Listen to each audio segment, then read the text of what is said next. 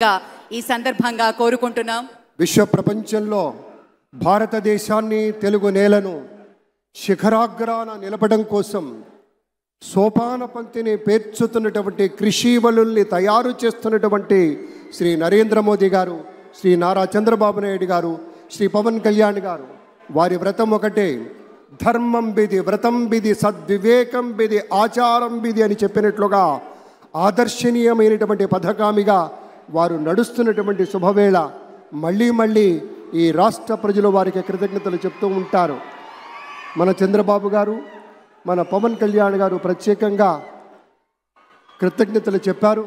అలాగే వేదికకి కుడివైపునున్నటువంటి ప్రముఖులు అందరి దగ్గరికి కూడా పేరు పేరున వెళ్ళి పలకరిస్తున్నటువంటి శుభవేళ పద్మభూషణ్ మన megastar Chiranjeevi, megastar power star, అటు మెగాస్టార్ ఇటు power star.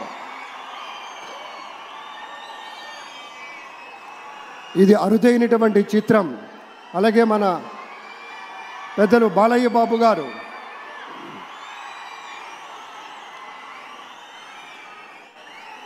Super star Thalaivar Rajinikanth గారిని పలకరిస్తున్నారు ప్రధాని.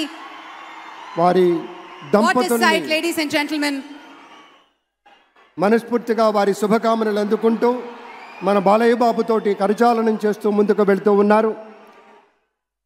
వేదిక మీద అందరినీ పేరున పలకరిస్తూ రజనీకాంత్ గారితో ప్రత్యేకంగా మాట్లాడుతూ ఉన్నారు.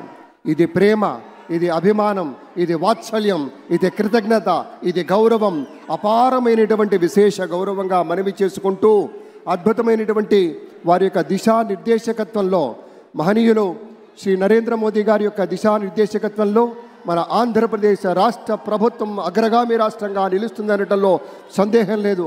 అక్కడ అమిత్ షా గారు, ఇక్కడ మన వెంకయ్య నాయుడు గారు పెద్దలు వారిని పలకరిస్తూ ఉన్నారు. శ్రీ నరేంద్ర మోదీ గారు, ఇది అవ్యాజ అనుబంధం. ఏళ్ల తరబడి భారతీయ జనతా పార్టీ పలకరింపుని మనంతా వీక్షిస్తూ ఉన్నాము. మన రామ్మోహన్ నాయుడు గారిని అందరినీ ప్రత్యేకంగా అభినందించారు మన ప్రధానమంత్రి వర్యులు. అందరికీ ధన్యవాదాలు. మన గవర్నర్ దంపతులకు కూడా కృతజ్ఞతలు చెప్తూ